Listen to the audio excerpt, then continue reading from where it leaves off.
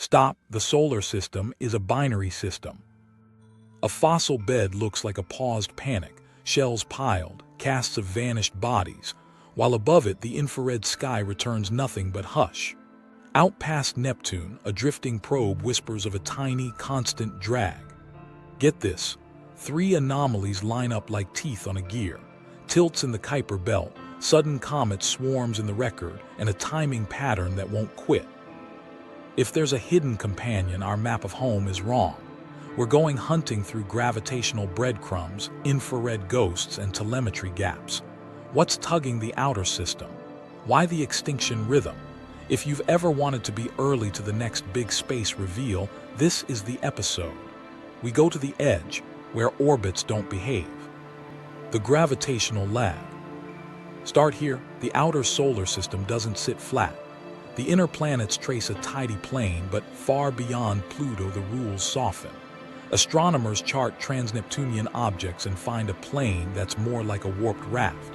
Perihelia cluster. Long axes point in directions that look a little too neat for chance. If that alignment holds, something S leaning on the disk. Stakes first, because this isn't a math parlor trick. Navigation, planetary formation models, even long-term climate risk all depend on knowing whether there's a heavyweight in the dark. If a massive object lives out there, every ephemeris we trust carries a quiet bias, and the solar system's center of mass is slightly off where we think it is. And if this sounds abstract, it isn't. A hidden pull means our map of home is a little wrong. Exactly the kind of twist viewers on this channel love to catch before the headline drops. Action Team sift catalogs of distant bodies, Sedna, 2012 VP-113 and their cousins, objects with perihelia so far from Neptune they shouldn't care what the big planet does. Yet their arguments of perihelion, their longitudes of ascending node, refuse to smear evenly. The plot on the whiteboard looks like a flock turning together. You don't get a flock without a shepherd. The reasoning lands fast. Clustering implies a common cause. Therefore, predict an unseen mass that can corral distant orbits over millions of years. Put it on an inclined, elongated path so its long-reach torques without scattering everything. The numbers start to speak. If the perturber is too light, the pattern washes out. Too close, and we'd have seen it. Somewhere between a super-Earth and something larger far beyond Neptune could do it. But here, S where the story forks. Complication. The data are messy. Discovery biases haunt the charts. We look where telescopes look, so of course we find alignments along survey stripes. Self-gravity among distant objects can organize structures more than you'd think. Migration histories of Neptune might leave fossils that mimic a shepherd's hand. Every alternative model gets a fair trial because betting wrong here wastes a decade. Meanwhile, resonances show up that shouldn't last without someone pumping the swing. Certain distant bodies share rhythms with Neptune and with each other, beats that require periodic nudges to persist. If you remove the hypothetical perturber from simulations, structures that look sculpted relax into noise. Put it back in, and for the right masses and inclinations, the geometry reappears like an image in developer fluid. Stakes again on the human side. A grad student spends nights auditing orbits, chasing down which alignments survive if you drop the sketchiest objects. One by one, the worst offenders fall away. What's left still points. Not a perfect chorus, more like harmony with a few off notes. Enough to keep the board arguing. Enough to say, predict its rough path. Action shifts to prediction. Map a sky sector where the perturber would drag perihelia toward itself, and another where it would push them away. Track secular precession, how the long axes twist slowly over time, and see if those rates line up with a distant, inclined torque. That gives a corridor to watch. It also gives a trap. If the precession doesn't show, the shepherd fades. But the outer belt isn't the only place the pull would echo. If there's mass in the far dark, the solar system's barycenter wobbles a hair differently. Tiny, but not nothing. Planet ephemerides carry that in their bones. Think of it like a drummer slightly ahead of the beat. The whole band leans without noticing. Impact, the field splits into two working narratives. One says a massive planet, Planet 9, explains the clustering cleanly without invoking a star. The other says you need something heavier and colder farther out to match not just clustering but a slower, broader torque and maybe, just maybe, deep time rhythms of trouble. Both paths demand tests. Neither gets a free pass. Here's a micro story that sticks. An astronomer, alone with a stack of orbital solutions, notices a too neat alignment at 2:17 a.m. She writes, "If this is bias, it's elegant." She sleeps on it, wakes uneasy, and tries a bias correction. The pattern softens but doesn't die. She doesn't tweet it. She adds it to a folder named Pull.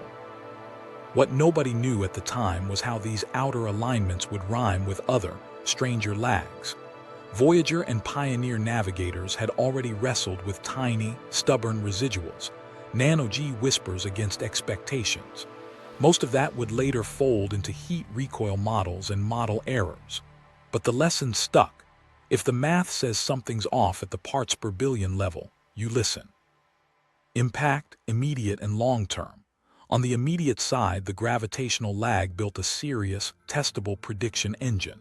If an unseen mass is out there, TNO orbits will drift in very specific ways over the next decade. On the long-term side, the possibility that the whole outer architecture is being leaned on changes how we think about solar system birth stories. A late-arriving companion, a survivor from the birth cloud, or just our eyes fooling us again. But there was one problem, and it wasn't subtle. Even a faint heavyweight should have left other fingerprints, in spacecraft tracking, in infrared surveys, in how comets arrive. The sky wasn't the only place we felt the pull. Our metal messengers felt it too. And if their paths bent when they shouldn't have, that's where the hunt gets personal. The Pioneer Voyager anomalies. While the outer belt argued in graphs, a different kind of whisper came from hardware built in the 1970s. Pioneer 10 and 11, little spinning buses with dish antennas, slipped past Jupiter and Saturn and kept going. Navigators at JPL listened by timing radio pings that left Earth, hit the spacecraft and came back, a two-way Doppler heartbeat. The stakes were simple and brutal. If the numbers drifted, either our physics or our mass map was wrong. At interplanetary scale, a millimeter per second of error matters. Here's what the team saw. After they were far from the big planets, the Pioneers picked up a tiny, steady sunward acceleration, about 8 times 10 to the minus 10 meters per second squared. That's a gnat leaning on an elephant, but it was relentless. The tracking folks tried to kill it every way they knew how. Solar radiation pressure, too small that far out. Gas leaks. The spin-stabilized design didn't favor a one-way push. Software bugs, multiple independent codes agreed. In the back room, someone muttered, "Something S out there," and someone else replied, "Or something S in here." Action moved into the weeds. Every watt of heat on those spacecraft had a vector. Radioisotope generators ran hot, their warmth soaked into struts, boxes, louvers. If the heat radiated unevenly, it would push the craft, a photon rocket you never meant to build. Engineers dug up ancient blueprints and thermal vacuum logs. They modeled fins, paint aging, even the way dust might have dulled surfaces. The thermal recoil hypothesis grew teeth. When they ran the improved model against the Doppler residuals, most of the anomaly vanished into the heat, consistent with later detailed analyses that attributed the effect primarily to anisotropic thermal radiation. But here's the catch. Most is all. Even in best-fit models, some sliver of unexplained drift clung to the data, especially late in the missions when the power was lower and the geometry simpler.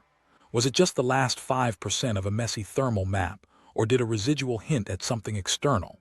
The community's consensus leans thermal, but precision here is brutal. A calibration typo can masquerade as new physics, and these were one-off machines with aging quirks.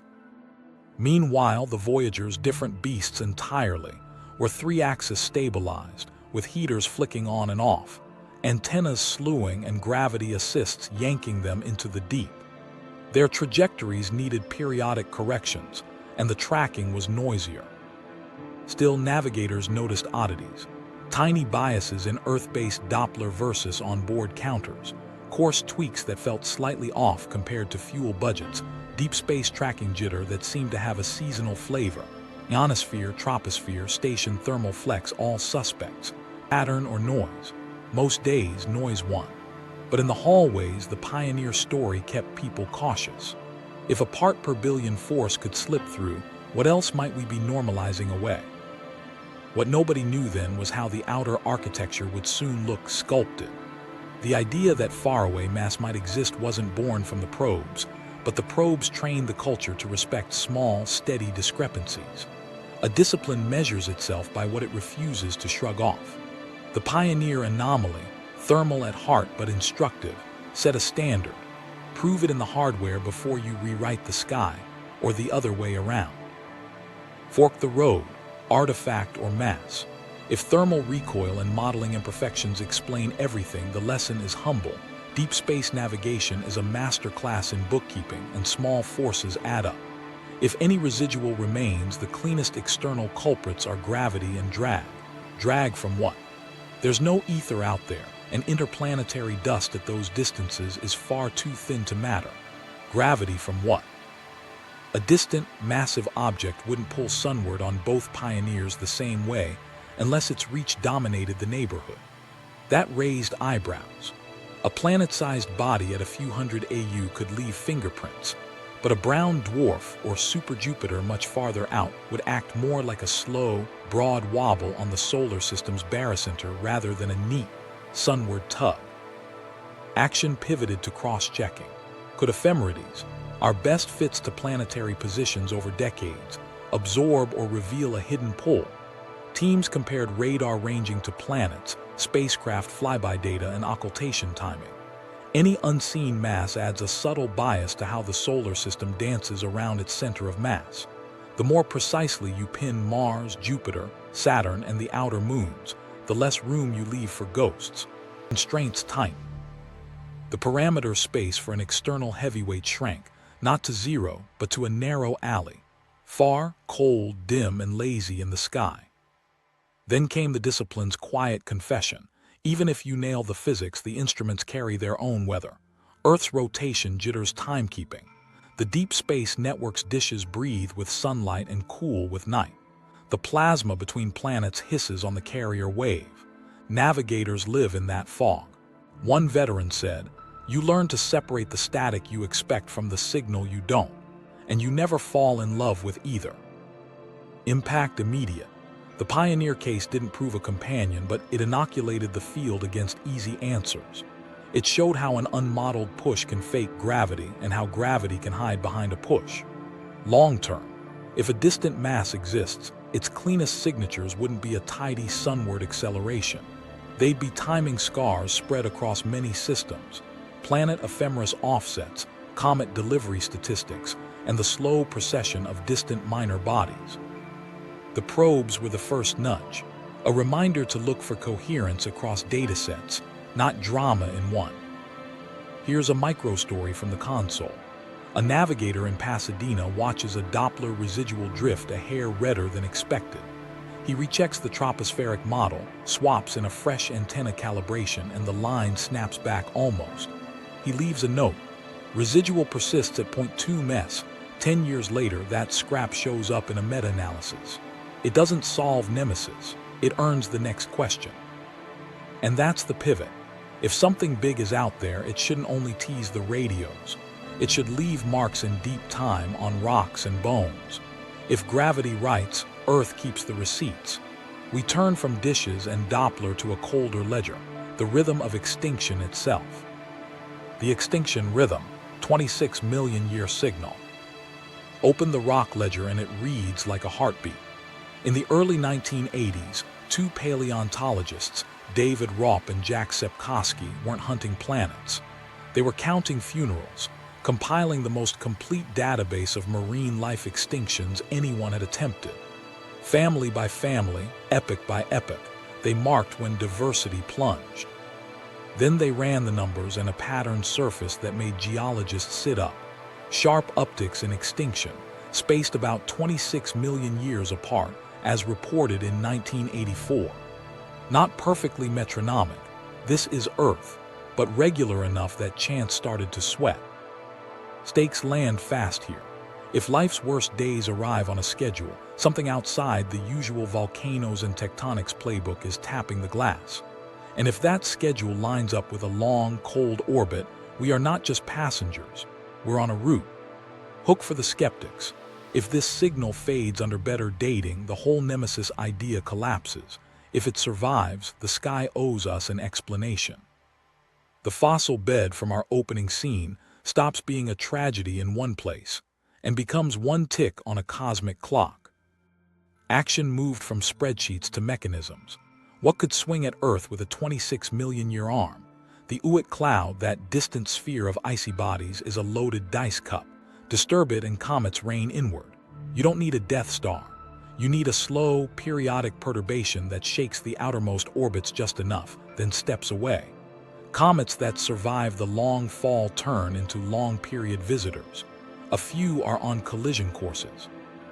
The Alvarez team's iridium layer at the dinosaur boundary had already told everyone that rocks from space can end eras.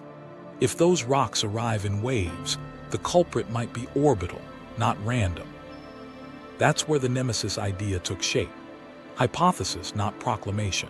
A dim companion to the sun, maybe a red dwarf or brown dwarf, on a wide, eccentric path taking tens of millions of years to loop around. At periapsis, it passes close enough to tug the Oort Cloud's outer shells, sending a fraction of bodies inward. Earth, sitting far downstream, feels the hail. Then Nemesis recedes, the influx wanes, and the biosphere rebuilds until the next pass. Get this, people actually mapped the proposed timing of those passes against Raup and Sepkoska's cycles.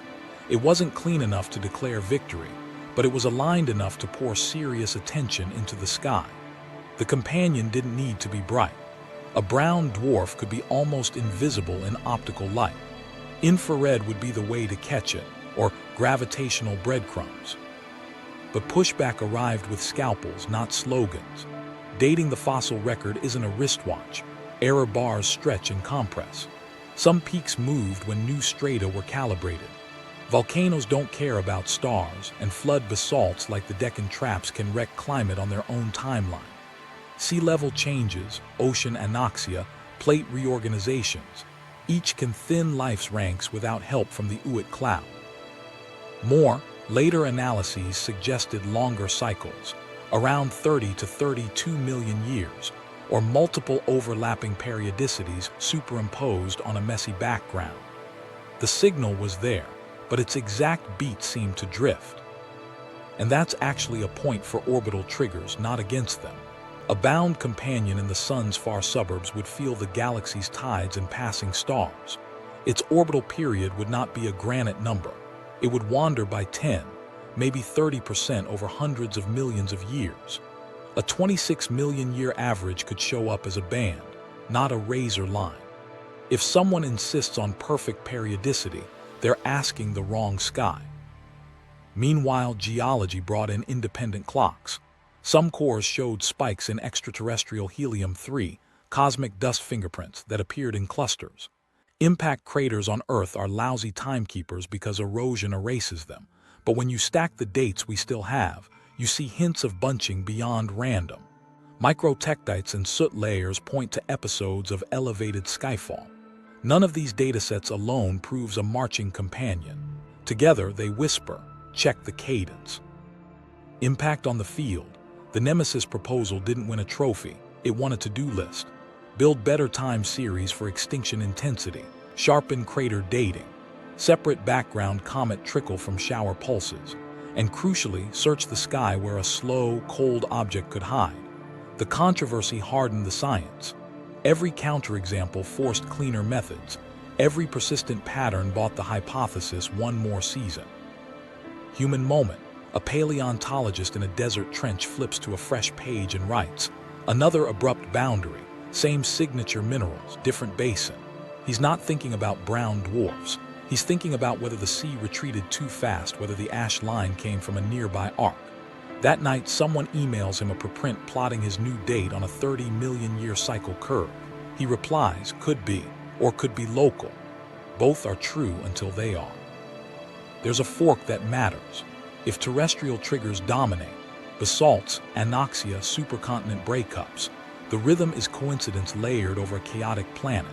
If an external trigger plays a regular supporting role, then Earth's worst days have an upstream cause that's predictable enough to watch for. Neither path excuses us from the grind of data. Both send us back to the Oort Cloud, because that's the only reservoir big enough to connect a faint, far perturber to mass death here. So does the pattern survive scrutiny? Enough of it does to justify a renewed search. Not a proclamation, not a press conference, just the next round of hard constraints. If a companion exists, its orbit must be wide, its light faint, and its influence seen more in timing and geometry than in photographs. Infrared eyes have something to say about that, and their silence is the infrared ghost. Clue. If a companion hides in the dark, infrared is where you corner it. That was the bet. Brown dwarfs don't shine like stars. They glow with leftover heat, cool embers in a cold room. So we built eyes for heat. The 2-micron all-sky survey, 2MASS, swept the heavens. Then WISE, the Wide-Field Infrared Survey Explorer, mapped the sky in 4 infrared bands with a sensitivity leap that should have snagged many warm neighbors out to several light years. Stakes couldn't be clearer. If Nemesis glowed, WISE would have had a fair shot. Here's the catch. Brown dwarfs cool with age. A young one might be toasty enough to pop in near-infrared. An old one sinks to a few hundred Kelvin, radiating mostly in the mid-infrared, dimming hard with distance. And luminosity falls off as the square of distance, so every extra AU is a tax on detectability. WISE did pull in a trove. Why dwarfs so cold some were not much warmer than room temperature, and a near-complete census of warmer brown dwarfs within a few parsecs. The result many took as a verdict: no obvious nemesis in the backyard. But verdicts need footnotes. WISE's completeness tails off for the coldest, faintest objects, especially if they move slowly enough that they don't betray themselves with big proper motions between survey passes. A companion on a multi-10000-year orbit would crawl against the stars. If its temperature sat at the low end, say a wide dwarf colder than expected, or if it sat well beyond 1000 AU, its flux could slide under the noise floor. Add in confusion. Near the galactic plane, the sky is crowded with infrared sources. Distinguishing a faint, slowly drifting ember from a distant galaxy or a mottled patch of cirrus is not trivial. Action moved to constraints. Astronomers used WISE and 2MASS together to search for high proper motion cold objects. They found many, and in doing so they boxed the parameter space hard. Within tens of thousands of AU, anything the mass of a typical brown dwarf, warmer than a few hundred Kelvin, and not hiding right in the glare and confusion zones, should have shown up. That shrank Nemesis from any dim star to extremely cold, likely very distant and maybe lower mass than a star, a super Jupiter or a borderline brown dwarf. Non-detection wasn't a kill shot. It was a corral. Meanwhile, instrument people whispered about floors and ghosts. Infrared detectors carry quirks, latents from bright sources, band-to-band color terms that can misclassify a weird spectrum, and calibration drifts that live at the edge of faintness. Teams combed the catalogs for outliers with odd colors that didn't fit standard templates. Some were artifacts, some were galaxies. A few were real ultra-cool dwarfs. None screamed solar companion. Loopholes stayed on the table. Put the object on a high-inclination orbit well out of the ecliptic, and the all-sky coverage is still there. But follow-up can lag because most survey pipelines and ground campaigns concentrate near the ecliptic where most moving objects live. Push the period long, the motion slow, the temperature low, and a real thing can look like a barely moving speck whose color mimics a distant galaxy's dust glow. And the further you shove it, 50,000 AU, a quarter of the way to the Oort Cloud's edge, the fewer photons you get, no matter what. Human moment. In a small office, an astronomer clicks through WISE codes, eyes aching at the grain. There's a source that's just above the threshold in W3 but barely there in W2, nothing in W1. Over 5 months, it shifts by a fraction of an arcsecond. She flags it, writes possible cold HPM, and sends it to a colleague. The reply a day later, galaxy, extended in deeper stack. She sighs, opens the next tile, and keeps hunting. Meanwhile, other constraints piled in. If a massive body lurked at a few thousand AU, its gravity would tug planet ephemerides measurably. We don't see that. If it were a normal M dwarf within a light year, even dim, it would have been catalogued ages ago. Wise's null means a traditional, bright nemesis is off the board, but the universe is generous with gray areas.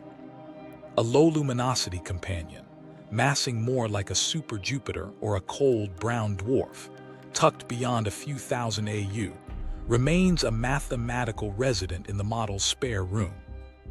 Therefore, non-detection narrows properties. It doesn't kill the idea outright. It tells us any companion must be faint, cold, distant, and slow. It points to where to look smarter, not louder, stacking epochs to tease motion, cross-matching colors to isolate non-galactic spectra, and leaning on astrometry to catch reflex wobbles instead of light. Infrared didn't slam the door. It made the hallway narrower. Impact ripples through the narrative. Infrared silence shifted the search from spot the ember to prove the pull. If light won't volunteer, geometry has to testify. That loops us back to the outer solar system's architecture, because there's another clue baked into the orbits themselves. The Kuiper Belt isn't just clustered, it's tilted, warped in a way that suggests a long, patient torque from something inclined. If the sky won't show us a face, maybe the disk can show us a handprint. The tilted outer solar system. While infrared kept us guessing, the orbits started talking. The ecliptic is our baseline, the tabletop of the inner planets. If that table is warped out where sunlight fades, something's been leaning on it for a very long time. Stakes don't get more basic. The plane of the solar system is our reference frame. If it's tilted in the outskirts, every model of how our system formed and settled needs a rewrite. And if the tilt has a preferred direction, it could be a fingerprint. Action first. Astronomers mapped distant trans-Neptunian objects and noticed the mean orbital plane beyond roughly 50 to 100 AU sits a few degrees off the inner system's plane. Not just a random scatter, an organized offset, with hints that the outer disk is slightly twisted, like a vinyl record left in the sun. The effect is subtle. You don't see it by eyeballing a handful of icy rocks. You need a census, careful bias corrections, and simulations to ask, could random discovery angles fake this? The answer keeps coming back the same. Bias can nudge numbers, but it doesn't easily manufacture a coherent warp. Here S where mechanism matters. Torque builds slowly. An inclined perturber, massive enough to matter, far enough not to wreck everything, can, over tens to hundreds of millions of years, tilt the average plane of distant orbits. It doesn't need to be dramatic. A few degrees is huge when the only other actor is Neptune, which tends to flatten, not twist, on long timescales. If you run n-body simulations with a distant, inclined mass, the outer disk's mean plane processes and settles into an offset, a quiet compromise between Neptune's tug and the distant hand. Take that mass away, and the disk relaxes closer to the ecliptic, drifting without a stable, coherent tilt. Stakes human side. If a companion is doing this, its torque is writing geometry as patiently as ice carves valleys. That's testable. Track the mean plane region by region, 50 to 80 AU, 80 to 150, out to the detached objects, and watch how the tilt and node drift with distance. A companion's influence should increase and then fade in a predictable way, depending on mass and separation. Neptune's history can mimic some of this, but not all, especially for bodies that barely feel its resonances. The further out you go, the less Neptune owns the dance. Complications cut in hard. Microperturbations, cumulative nudges from countless small bodies, can, in principle, create a statistical warp if the disk is clumpy and long-lived. Past migration of the giant planets might have left a kink, a fossilized wave in the orbits. And selection effects bite again. Telescopes hunt near the ecliptic, so we see more objects where we look more. Teams fight that by modeling survey footprints and reweighting the sample to unsee their own habits.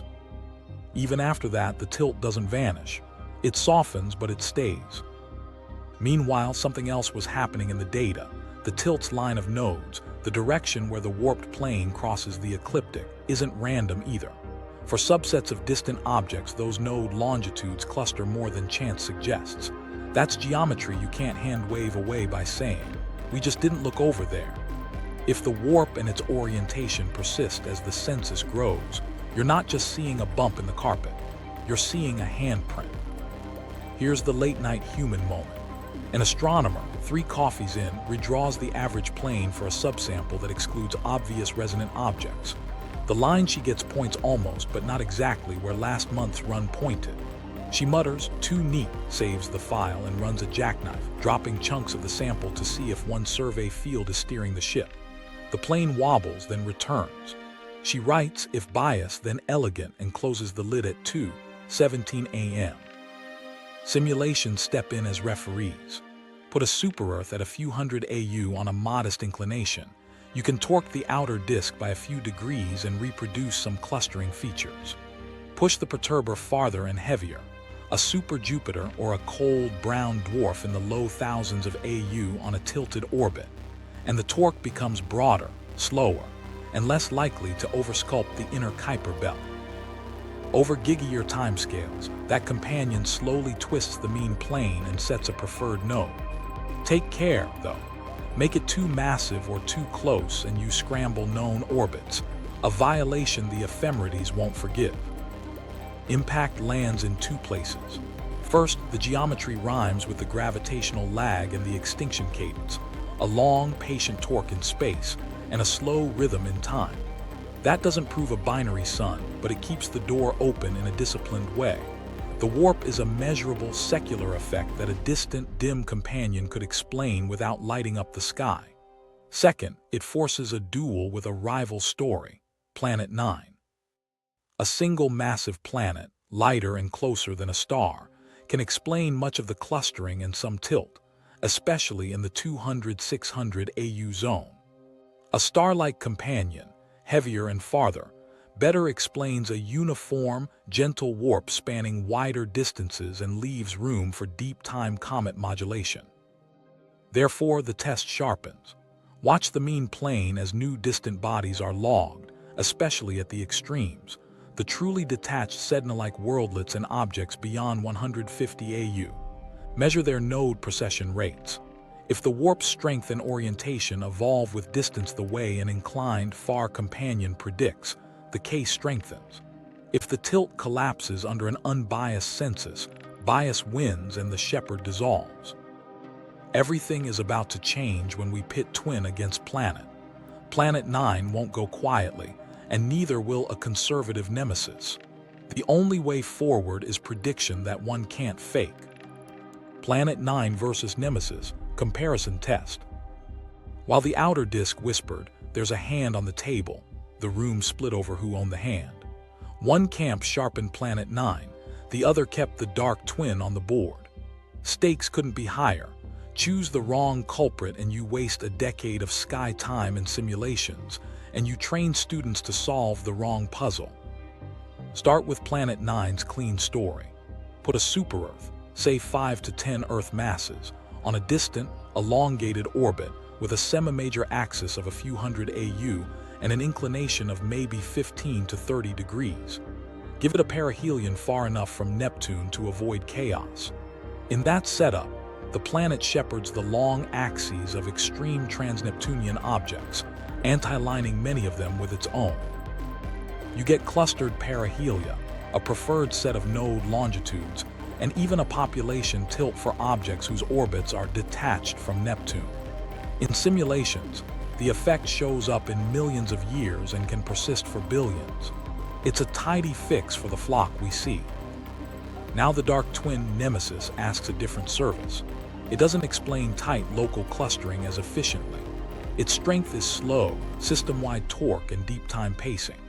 Imagine a body far heavier than a planet, super Jupiter to brown dwarf, parked not at 400 AU, but in the low thousands to tens of thousands of AU on a long, inclined, eccentric orbit. Its light is faint, its motion is glacial, but its gravity writes in broad strokes. Over huge spans, it leans the mean plane of the outer disk a few degrees and, crucially, periodically stirs the Oort Cloud enough to juice comet delivery. It trades surgical clustering for a metronome and a warp. Here, that's where the Duel gets practical. Prediction that one can't fake. Planet 9, if it exists, must sit in a specific swath of sky that produces the observed anti-alignment. That means it predicts not just the general clustering, but the distribution of orbital poles and perihelion longitudes for newly found distant objects. As new TNOs stack up, Planet 9's gravity demands their arguments of perihelion process at rates tied to its mass and distance.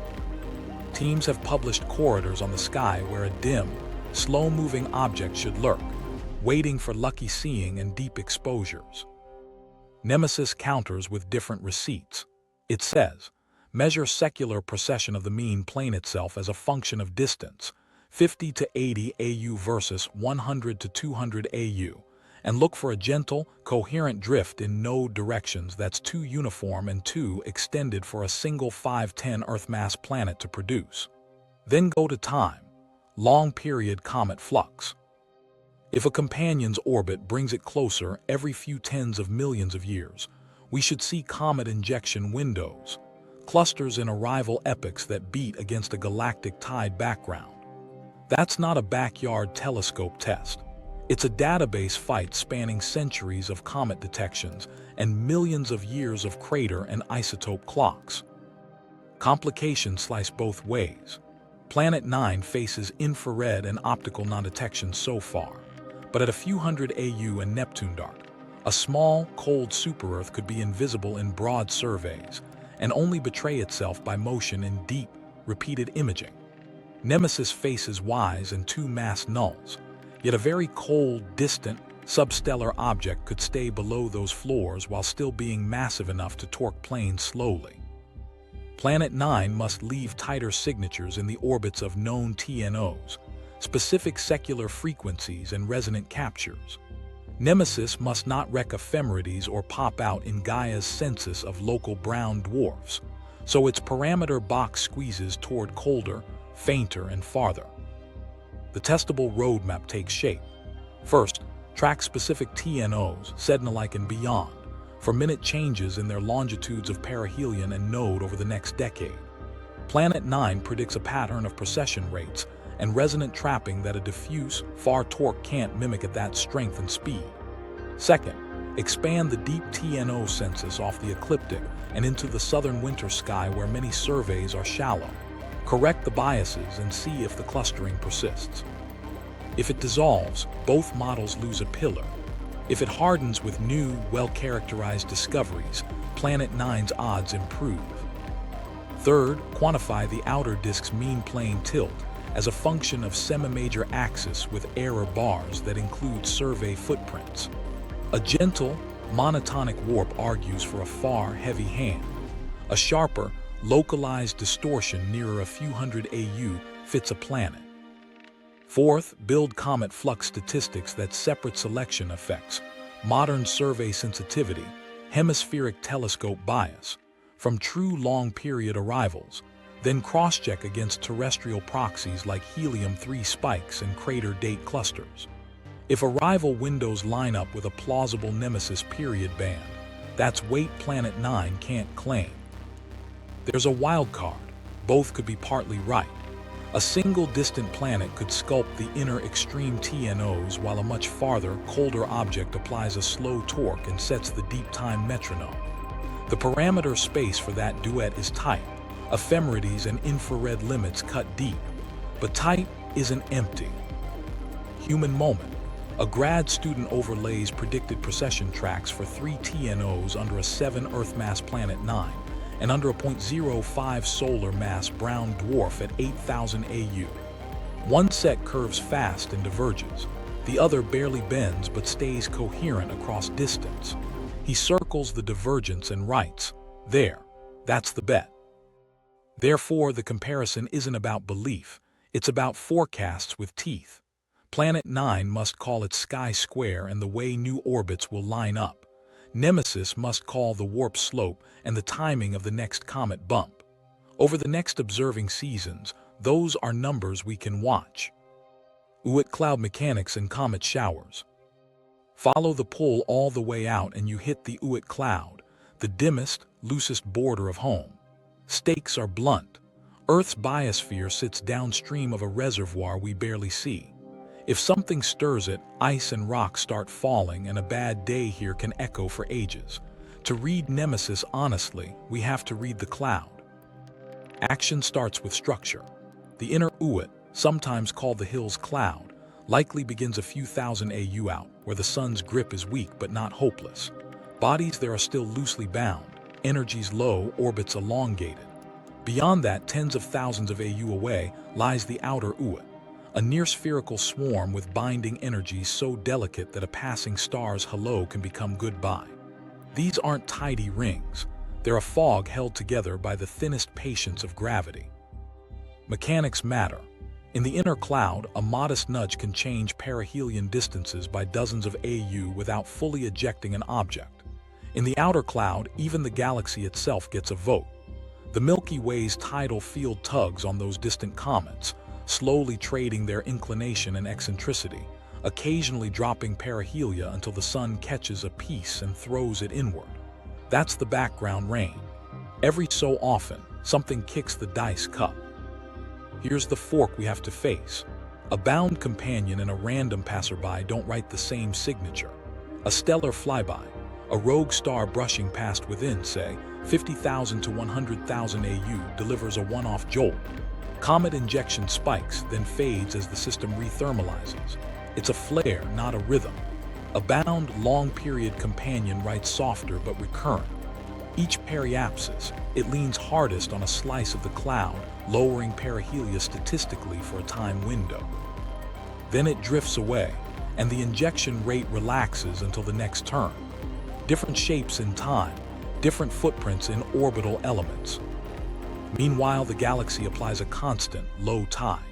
Its vertical component nudges orbits depending on their orientation to the galactic plane. Over tens of millions of years, that tide can phase with a companion's orbit, sometimes amplifying, sometimes damping the injection. That's where almost periodic becomes the expected outcome. If you're looking for a perfect 26 million year metronome, you're asking the wrong physics. You'll see windows, broaden, skewed, and wandering. Action shifts to how comets actually fall. A small change in perihelion for a cloud object can dump it into the inner system on an orbit of tens of thousands of years. Most miss. A fraction become long-period comets we discover with tails blazing. A rare few strike planets. The injection efficiency depends on angle and energy. Inner Oort bodies are easier to deliver in bulk. Outer Oort bodies hit more impulsively, but sample the far reaches of the cloud. A companion's reach would preferentially work the inner cloud, where its torque can accumulate without unbinding everything. Flybys maul the outer cloud, thinning it and throwing a burst inward. We test those differences with statistics. Count long-period comet arrivals by epoch, correct for discovery bias. 19th century telescopes missed faint comets. Modern surveys find more in the northern hemisphere, and look for clusters that outpace a Poisson rain. Then compare orbital elements. A bound perturber on an inclined orbit tends to inject comets with a bias in their inclination distribution and argument of perihelion relative to the companion's plane. A random flyby produces a less coherent signature, its injections keyed to the flyby's trajectory, then gone. Human moment. A comet hunter at a small observatory logs a new long-period visitor near dawn. She emails the Minor Planet Center, sips cold coffee, and scrolls a plot of recent discoveries. The points hopscotch through time, busy years, quiet spells. To her, each is a night under the dome. To the modelers, those dots are a test of a hand we can't see. Impact shows up in rocks too. When comet showers grow, Earth should collect more cosmic dust. Deep-sea sediments sometimes show spikes of helium-3, an isotope rare on Earth, common in interplanetary dust, hinting at elevated influx. Crater dating, messy as it is, suggests bunching beyond chance. Microtectites and soot layers appear in bands that match episodes of Skyfall. None of it is clean alone. Together, they offer a way to clock the rain. But there was one problem. The cloud's inventory is a rumor built on tales. We infer the Oort from the orbits of the few that visit, then extrapolate to trillions. Small number statistics haunt every conclusion. Meanwhile, survey biases are ruthless. We see more comets when we look more, when the moon is kind, when funding shows up. Any periodicity has to rise above that weather. Therefore, the path forward tightens. Build unbiased comet catalogs with well-characterized detection thresholds. Stack centuries of observations with modern all-sky surveys. Separate trickle from shower by modeling how a steady-state Oort should feed the inner system under only the galactic tide. Then look for excess windows that defy the model. Cross-check with terrestrial proxies. Helium-3 in cores, crater clusters with tighter radiometric ages, even layers tied to sudden ocean anoxia.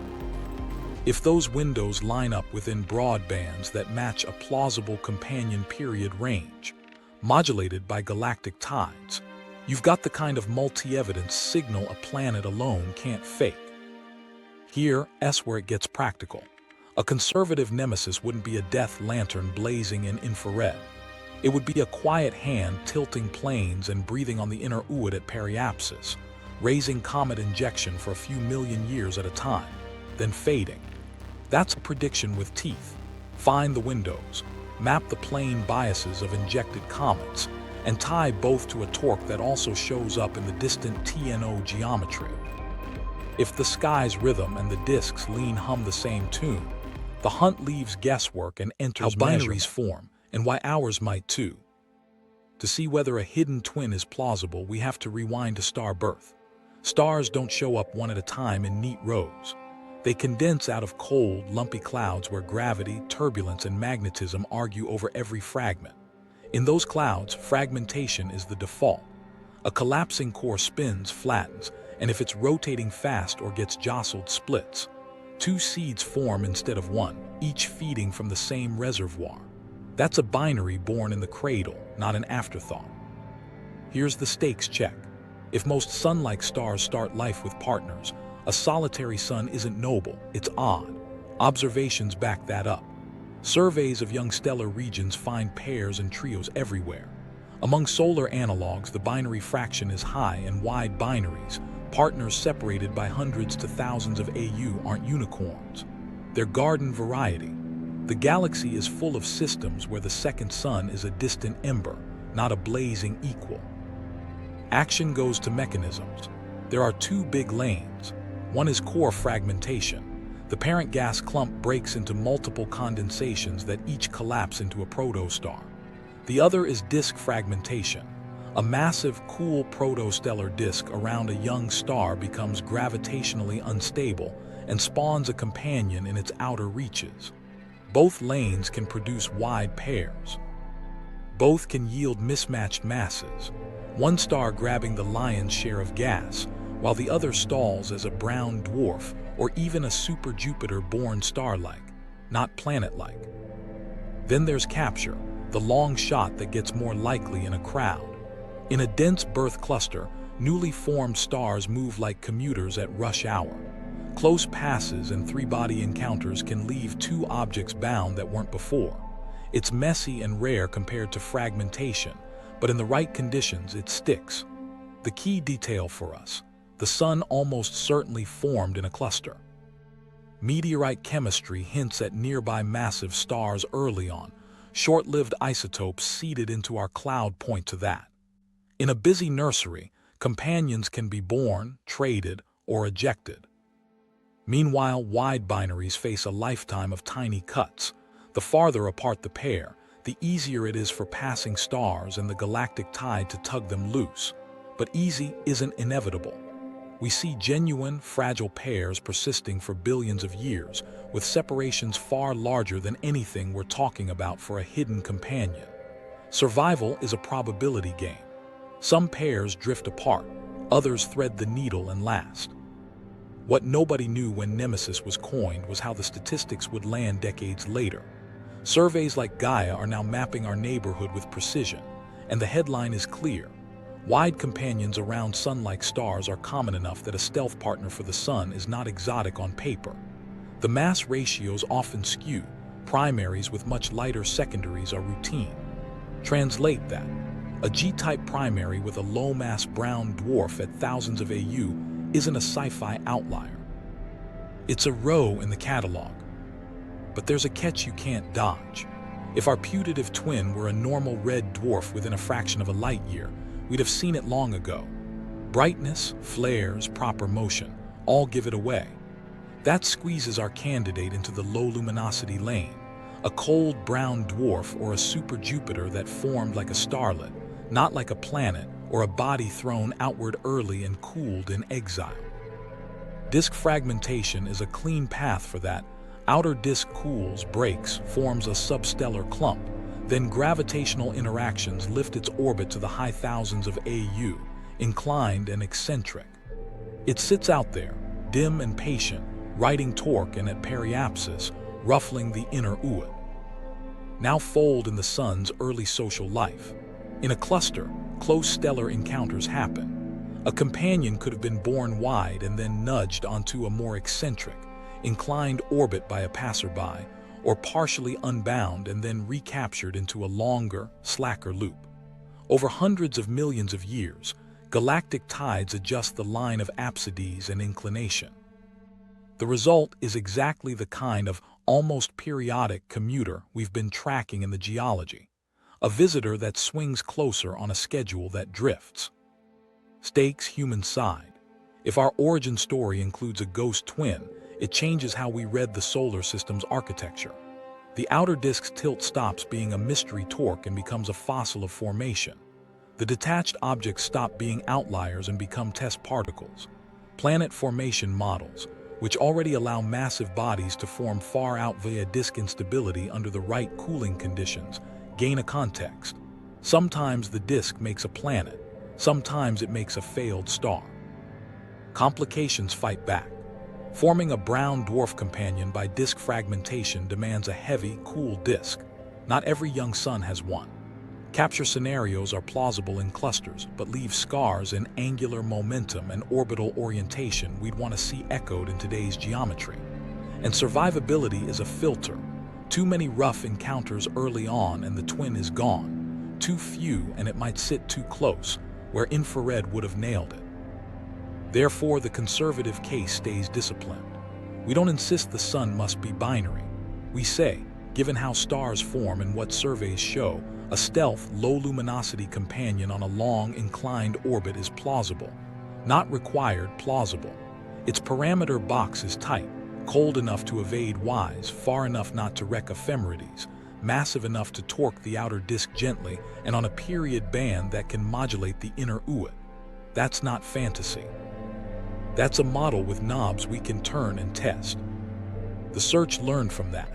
It moved from hoping for a bright ember to laying smart traps, astrometry for reflex wobbles, occultations for shadows, and bias-corrected sky maps for geometry.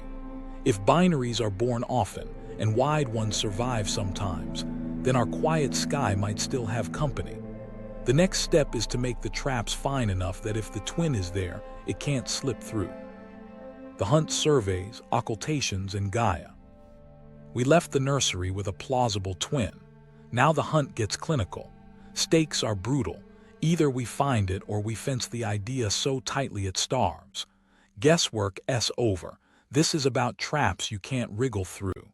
If you're new here, this is where viewers help by catching the one frame the algorithms would throw away. First trap, Gaia. It isn't looking for a dim ember directly. It's measuring how everything else moves.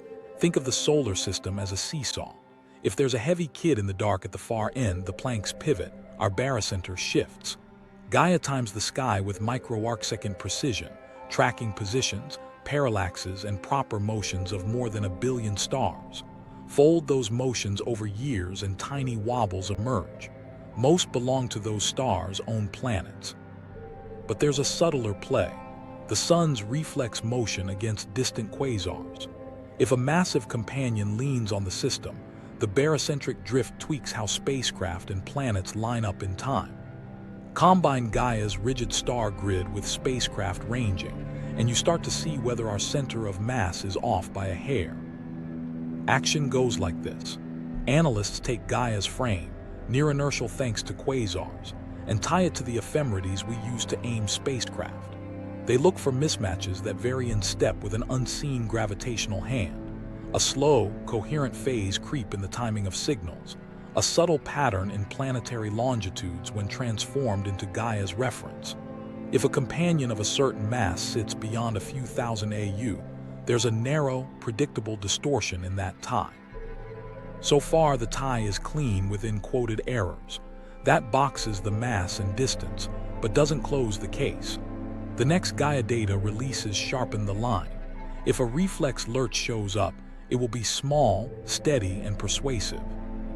Second trap, stellar occultations. A faint, cold object that won't show itself in infrared can still blot a star for a heartbeat. You set up a picket line of telescopes along Earth's surface and let the sky do the choreography. When a candidate shadow sweeps by, each sight records a blink. Stitch those blinks and you get a chord across the object, its speed, maybe even hints of an atmosphere. For the outer solar system, occultations turned invisible TNOs into measured bodies. For a hypothetically larger, darker companion, the event would be rare but unmistakable. A multi-second dip across a bright star, wide enough to be distinguished from a small rock's needle-thin slash. Here's the rub. You can't schedule an occultation for something you haven't charted. So teams reverse the logic. They run wide-field, high-cadence surveys, ZTF, LSST soon, searching for millimagnitude dips that repeat across neighboring pixels in a way that screams shadow. Most dips are noise, clouds tracking wobble scintillation. But with enough sky and enough nights, rare events float up. Add citizen networks, portable rigs synced by GPS, schools under dark skies, and you create a global net. One crisp, wide occultation trace from an object crawling at a rate consistent with a far companion would change the tone of this entire story overnight. Third trap, bias-corrected deep TNO census. We admitted earlier that discovery bias can fake order, so the fix is ruthless transparency. Modern surveys publish their pointing histories, limiting magnitudes, detection efficiencies as functions of rate of motion and sky brightness. Modelers feed those footprints into mock skies, populations with and without clustering, and ask which one returns the catalogs we actually have. If the real sky keeps looking sculpted after you let the bias monster eat, the Planetor companion argument survives. If the pattern dissolves, we recalibrate without drama. Either outcome is science winning. Meanwhile, radio beacons turn probes into gravity seismometers. Every carrier we have out there, New Horizons coasting through the Kuiper Belt, Mars orbiters whispering from inside the well, adds timing points to a solar system, scale interferometer. The Deep Space Network logs Doppler and range with picosecond care. You stack years of tracks, subtract the weather, ionosphere, troposphere, thermal flex, and watch for a broadband, low-frequency signal. A slight, coherent misfit across platforms that refuses to die when you swap calibrations. It's not about one probe's quirk anymore. It's about a global phase that either exists or doesn't. Human moment. A small team in a glassed-in control room pulls an all-nighter on a New Horizons downlink. The spectrum analyzer hums. A junior analyst overlays a residual from tonight's pass onto a stack from 6 months ago. The lines almost kiss. She frowns, then grins, then deletes a tropospheric parameter and watches them separate. She writes, not gravity, weather, and means both kinds. Converging methods make a no-escape net. Gaia fences mass and distance by fixing the frame. Occultations offer a direct silhouette without needing photons from the object itself. Deep, bias-aware TNO catalogs test geometry, not glow. Radio timing checks the system's heartbeat. Each method has its own lies, their overlap is honest. If a companion sits in the allowed alley, cold, faint, distant, slow, these tools can still corner it. If nothing shows, the alley narrows until it closes. While the instruments sharpened, a different clue surfaced in rocks, noble gases locked in stone, spikes of extraterrestrial dust whispering about past showers. The sky and the strata are about to have a conversation. Terrestrial traces, geology as sky recorder. Rocks don't care about our debates. They record what fell out of the sky. Stakes first. If comet showers came in waves, Earth should have kept the receipts, in dust, in shattered glass, in scars that erosion couldn't fully erase. The question isn't whether impacts happen. It's whether they cluster in time in a way that lines up with a long, slow hand in the outer dark. Start with a quiet signal that carries far. Helium-3 in deep-sea sediments. Helium-3 is scarce on Earth but common in interplanetary dust. When the solar system sends more dust our way, either because comets shed as they warm or because showers bulk up the flux, ocean floors collect a little extra helium-3. Drill a core, slice it by depth, date the layers, and you get a dust meter across millions of years. Several cores show spikes, periods when extraterrestrial dust rose above background. Not a drumbeat, but bursts. The trick is always the same. Confirm the dates, separate local quirks from global signals, and watch whether multiple oceans hum the same tune. Then there's the loud signal, impact markers. Microtectites, tiny glass droplets born in atmospheric fire, rain down after big hits. Melt spherules, shocked quartz with scarred crystal lattices, soot layers from global wildfires. These are the calling cards of bad days. Stack them in stratigraphic columns around the world, line up their radiometric ages, and patterns start to peek through the noise. You don't get perfect clusters. Erosion and subduction rob the library. But when enough pages survive, you can still see dog-eared sections where the hits bunch. Crater catalogs try to do this directly and immediately run into time's cruelty. Oceans hide most of Earth's surface. Weather and tectonic sand and swallow craters on land. Even so, when you pull together the best dated craters above a certain size, hints of non-random spacing appear, streaks of more impacts than chance would expect over windows of a few million years. Critics point out correctly that selection effects haunt every bin. Advocates answer correctly that repeated hints across independent datasets are where you start to trust a signal. Meanwhile, climate markers link arms with the rocks, soot layers clustered with melt spherules, abrupt excursions in isotopes like carbon-13 that mark stressed carbon cycles, short episodes of oceanic anoxia where waters lost oxygen and black shales piled up. No single marker proves a skyfall surge. Together, they draw silhouettes that look a lot like aftermaths. Here, where cadence matters. The paleontological record that sparked Nemesis showed extinction intensity spikes roughly every few tens of millions of years, with error bars. If a bound companion stirs the inner Oort at periapsis, comet injection should rise for a few million years, then taper. That window should translate, imperfectly but measurably, into higher dust flux, more long-period comets visiting, and a better chance that one or two large bodies find us. Geology's job isn't to name the perturber. It's to say whether the rain arrived in windows at all. Action on the ground looks nothing like an observatory. A ship rolls on a gray sea while a piston corer bites mud older than our species. Back in a clean lab, technicians leach, centrifuge, and count atoms one by one. A mass spec spits out a helium-3 ratio. A stratigrapher taps a core photo and says, "That's the ash." A geochronologist reruns a zircon to shave 1,000,000 years off in age. Each piece is small. The timeline only sharpens when you stack them honestly. Complications push hard. Dating has matured, but even the best radiometric clocks come with uncertainties that, when you're chasing a 26 to 32 million year beat, are non-trivial. A few million years of error can smear clusters into each other or hide a lull. Depositional gaps slice out years like missing frames in a film.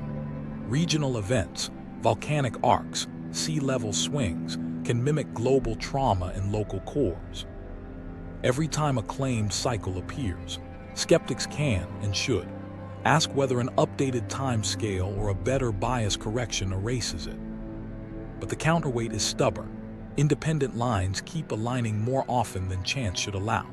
Helium-3 spikes that repeat across basins. Microtectite layers showing up in separated continents within the same narrow windows. Crater age clusters that survive when you only count the best dated structures. Are there false positives? Sure. Are there false negatives where erosion has robbed us? Absolutely. Yet the overlaps that remain after those cuts are where geology nods toward the sky. Human moment. A grad student lays translucent age bars for 40 craters on a light table, ordered by central value with thickness for uncertainty. She doesn't get stripes, she gets thickets, periods where bars crowd then thin. She slides a transparent band across the array at 28-30 million year strides. Some thickets line up, some miss.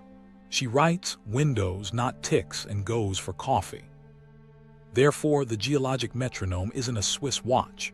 It's a tide table with swells that arrive roughly on schedule, warped by storms and shoals.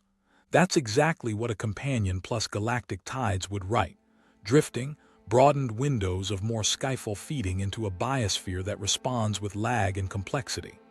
On their own, the rocks can't convict a dark twin. In chorus with outer disk geometry and comet statistics, they can tighten the noose.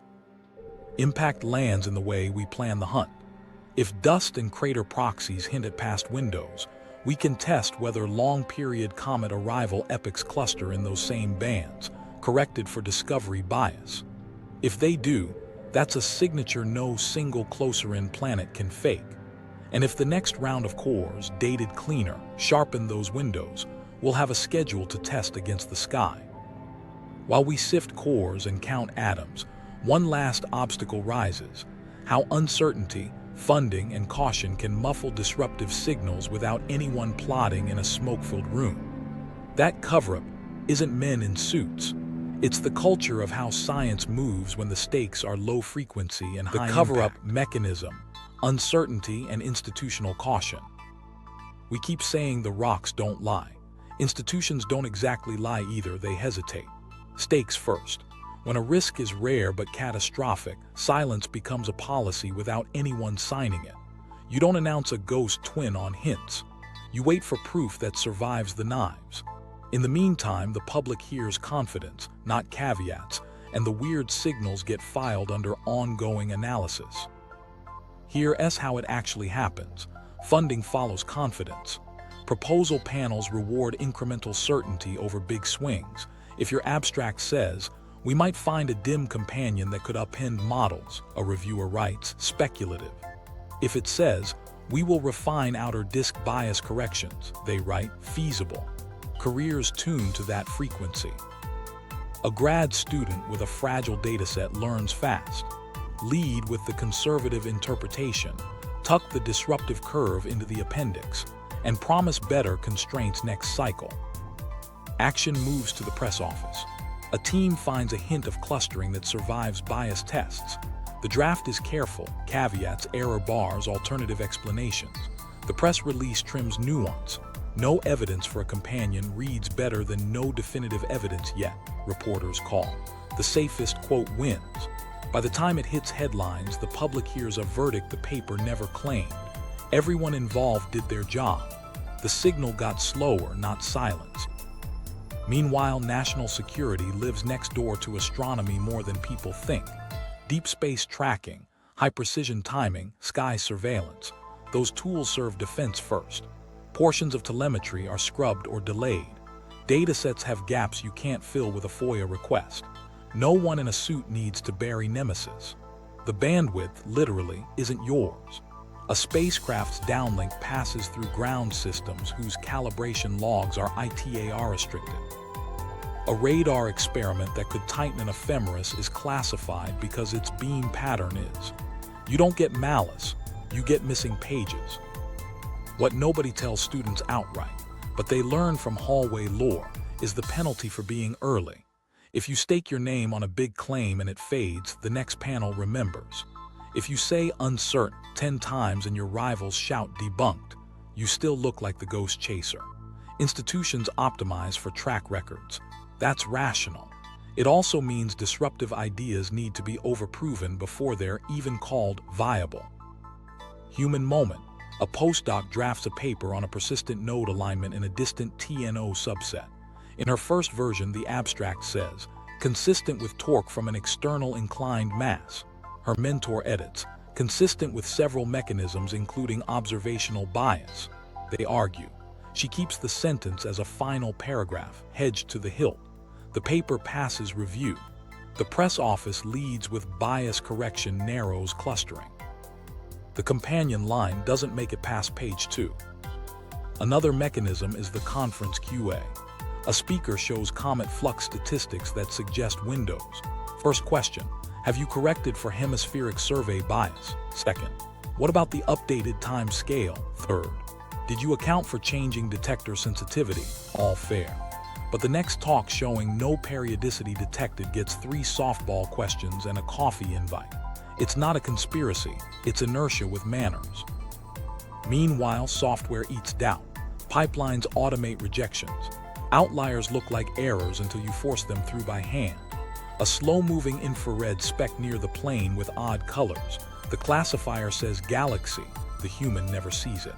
An occultation dip across 3 cameras looks like scintillation. The algorithm bends it with clouds. Speed is the business model of modern surveys. Patience is expensive. Let's talk about null results. A clean null is gold, it fences reality. But no detection often reads as doesn't exist when the technical truth is not detectable above threshold under these assumptions. WISE returns no bright nearby dwarf companions. The headline becomes Nemesis ruled out. The methods section says in careful type, down to a temperature and flux floor. Those floors are hard-won. They also move. A later reprocessing might pull fainter sources out of the noise. A different color cut might keep a weirdo that the first pass tossed. Between the headline and the histogram, 1,000 little choices steer the narrative. Then there's institutional memory. A field burned by one famous false alarm, cold fusion, faster than light neutrinos, a phantom planet develops antibodies. Nemesis carries that baggage. Say the word and half the room hears tabloids. So you rename it, external perturber, distant inclined companion. Same physics, fewer eye rolls. Names aren't neutral, they open or close doors before the data walks in. All this sounds grim. It is. It's guardrails built by experience. The trick is to see how guardrails can look like walls from the outside. When stakes are low frequency and high impact, you need a culture that lets people pursue low probability, high payoff searches without branding them reckless. That's happening slowly. Panels now ask for transformative potential alongside feasibility. Surveys publish their biases by design. Gaia releases raw and calibrated products so outsiders can check the math. Here's a micro story that matters. A junior scientist quietly spins up a side project, cross-matching WISE cold candidates with Gaia inertial frame residuals and TNO mean plane drifts. 3 bosses told her it's too broad. She codes nights, posts a preprint with careful caveats, and doesn't pitch it as Nemesis. The paper finds nothing conclusive, but it builds a template. 6 months later, another team adopts that template, adds occultation alerts, and a community forms around frame-tie anomalies. The culture shifts a millimeter. That's how science moves. Therefore, the cover-up isn't a plot. It's the sum of incentives, habits, and bandwidth. Uncertainty hides in plain sight because we train ourselves to blunt it until it turns into a number.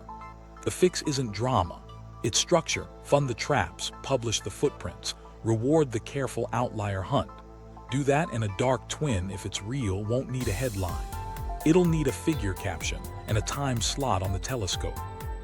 The conservative Nemesis model. We've circled the hints and fenced the hype. Now build the version that survives knives, the conservative Nemesis. Stakes are strict. It must fit hard constraints, explain only what it must, and make clear predictions that can fail. No romance, just a parameter box and a schedule. Start with mass. Infrared non-detections from WISE and friends rule out a nearby warm red dwarf. Gaia's census of local neighbors backs that up. so the floor drops to substellar. The low end that still moves geometry is a super Jupiter, around 5 to 20 Jupiter masses. Push higher into brown dwarf territory and you gain torque but risk popping above infrared floors or bruising ephemerides. The safe lane centers on roughly 10 to 30 Jupiter masses if it's very far and cold, or 5 to 15 if it's closer to the inner edge of far. Cold means old. Temperatures a few hundred Kelvin or less, with spectral energy peaking beyond WISE's comfort zone when diluted by distance. Distance next. Planetary ephemerides and spacecraft ranging don't leave room for a heavy hand in the low hundreds of AU. A conservative twin lives farther out, thousands, not hundreds. Think a semi-major axis of 2,000 to 10,000 AU.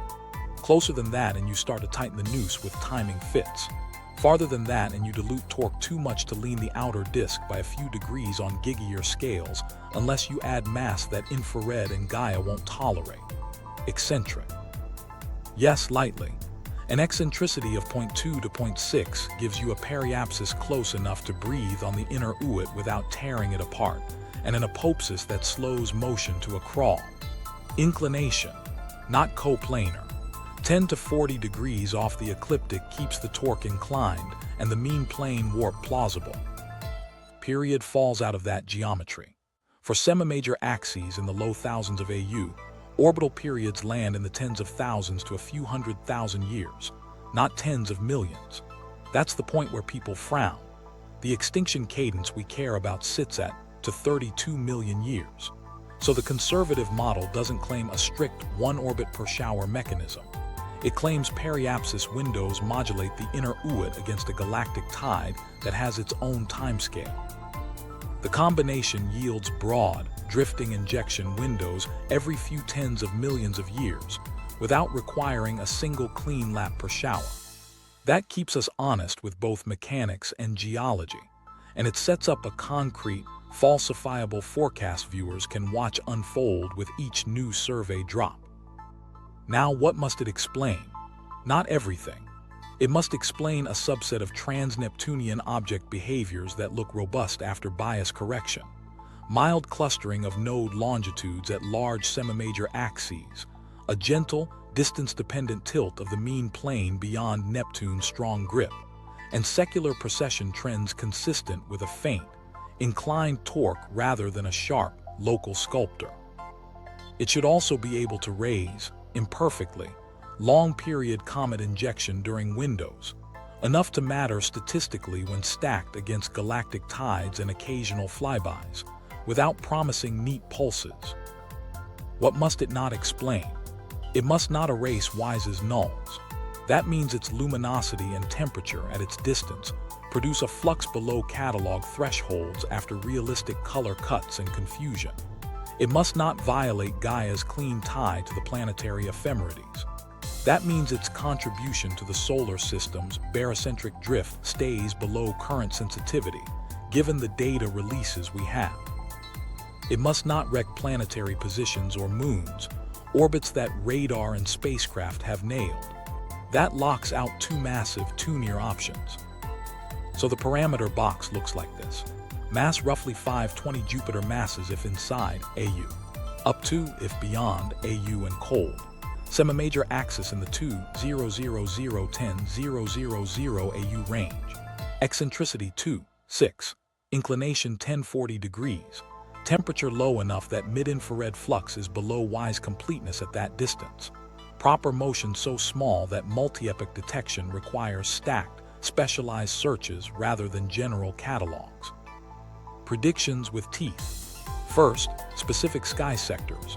If the outer disk's mean plane tilt and node clustering point to a preferred torque direction that constrains the companion, ascending node and argument of periapsis. Translate that into two broad, opposite sky regions where a very slow, very faint source would sit across the next decade. Publish the polygons, not a vibe. Second, TNO secular drift rates. Name a set of distant, well-observed objects, detached, low-resonance candidates, and predict their node and perihelion precession over 5, 10, 15 years under your companion's field. Those rates differ from a Planet 9 field. Put the curves in the paper now. Let the sky mark them right or wrong. Third, comet influx windows. Using the companion's period band and phase space, forecast a broad epoch, in millions of years, for elevated long-period arrivals, then test it with bias-corrected comet catalogs and terrestrial proxies like helium-3 spikes and clustered microtectite ages. Don't claim a spike to the year. Publish a probability hump and the shape of the downturn. Fourth, Gaia and ephemeris constraints. Quantify the reflex signal your model implies in the barocentric tie and commit to whether the next Gaia release should or shouldn't see it. If your model predicts a micro-arcsecond scale creep above threshold and Gaia says no, you're out. Human moment. A team pins 3 Sedna-like objects on a whiteboard and writes predicted node angles for 203, 2035, 204 under 2 models. One set fans apart by a degree per decade, the other stays locked within tenths. Someone circles the 2035 marks and says, "This is the calendar." Therefore, the conservative Nemesis isn't a torch in the dark. It's a quiet mass, cold and far, that leans the outer disk by a few degrees over Eons and at periapsis, slightly lifts the inner Oort's reign. It lives in a narrow alley allowed by Wise, Gaia, and ephemerides. It earns its keep only if its predictions, sky sectors, precession rates, and broad comet windows, survive the next observing seasons. If they miss, we cross it off the board and move on. If they hit, the next crisis point writes itself. Crisis point, if the dark twin dips closer. Everything we've built narrows to a simple, uneasy question. What if the quiet mass tilts a little closer on its next swing? Stakes aren't abstract anymore. A modest periapsis nudge, tens of AU compared to its last pass, could lift the inner Oort just enough to turn a background drizzle into a passing squall. Not extinction on demand, but a measurable rise in long-period visitors within the span of human institutions, not just epochs. Here's where early warnings earn their keep. First tell is dust, a subtle uptick in micrometeoroid flux that spacecraft feel before we do. Solar panels pit faster.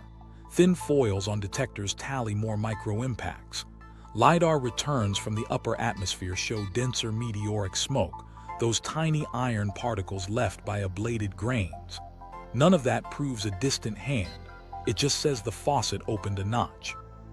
If you see it across multiple platforms, Earth orbiters, lunar assets, Mars orbiters, that's a chorus, not a solo. Second tell is statistics. The discovery rate of long-period comets climbs, not because telescopes get better all at once, but because their raw sky, after you divide out cadence improvements, contains more inbound ice on high inclination, high eccentricity tracks. Catalogs begin to show an excess of fresh, dynamically new comets, the kind whose orbital energies place their origins deep in the cloud. You watch their inclination distribution and arguments of perihelion for the faint fingerprint of an inclined torque. It's messy data, but it's the data we have. Third tell hides in the clockwork. Outer planet ephemerides develop hairline offsets that don't die when you rotate calibrations.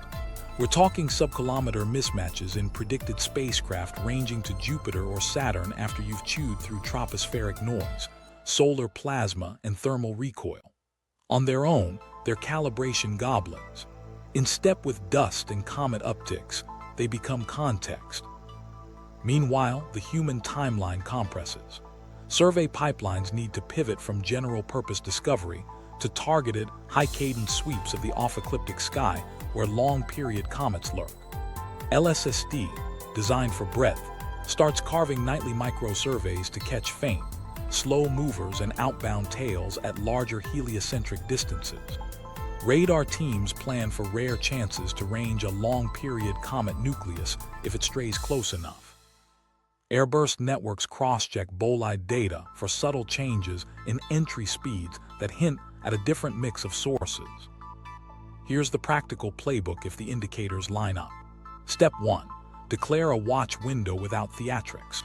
Publish a rolling probability band for elevated long-period arrivals over, say, The next 3-7 million years with a nearer-term subwindow if short-term stats justify it. That sounds absurdly long for policy. It is.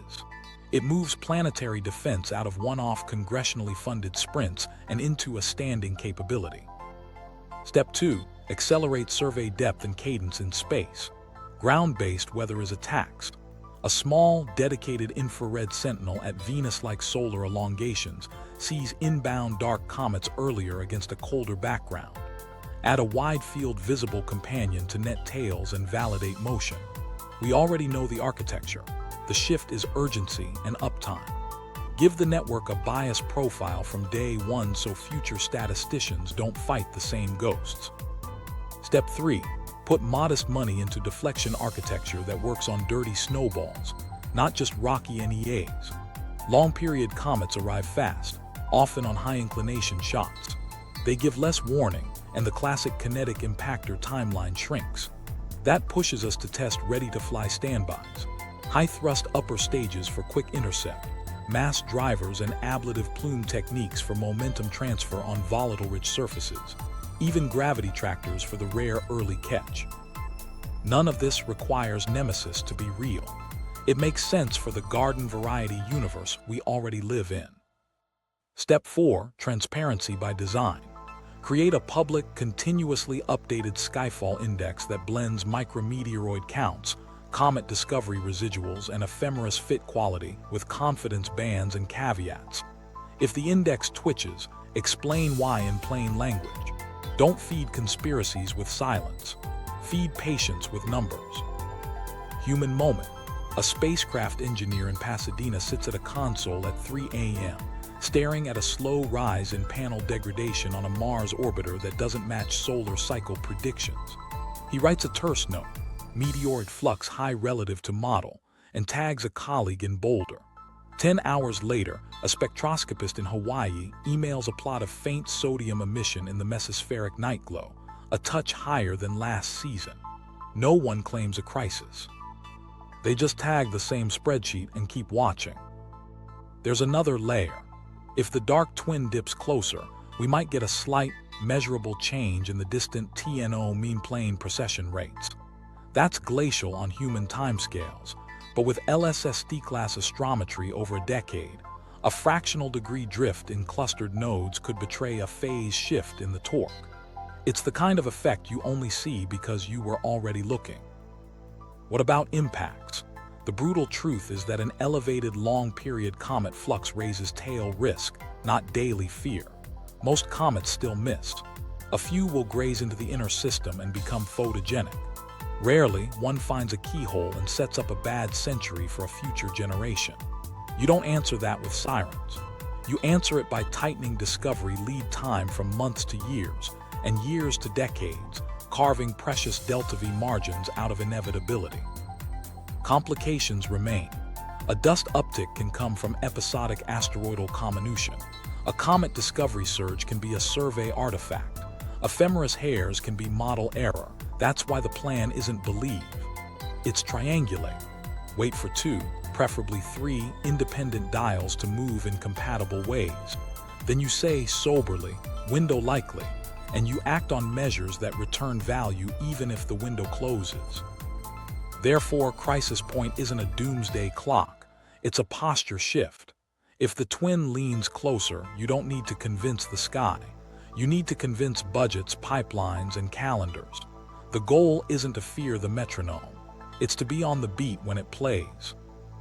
Meaning, living in a binary system. If we share space with a dark twin, our story shifts from accident to timing. Origins look different. The sun's nursery wasn't tidy. It left fossils in tilted orbits and drifting showers. Risk looks different too. Not constant dread, calibrated seasons where vigilance matters. Get this, rare Earth becomes timed Earth. We weren't spared, we were scheduled, and life learned to ride the intervals. Human scale makes it real. A paleontologist scribbles in a damp notebook. Same layer, different continent. An engineer watches Doppler noise settle at 3 a.m. and whispers, "Hold." Both are reading tides we barely knew existed. Culture will catch up. Single-sun myths give way to two-sun realism, where resilience is literacy. Survey uptime, clean catalogs, honest uncertainty. The payoff isn't drama, it's agency. If the metronome's real, we don't panic, we keep time together. If the sun has a hidden twin, history reads like a tide table, surges, lulls, and lives rebuilt between them. Want to see how the Kuiper Belt's lean pins down the search zones? Watch our deep dive on the tilt next, and subscribe so you catch the survey results as they drop. Share this with someone who thinks the outer dark is empty, and tag the friend who will say, "Prove it."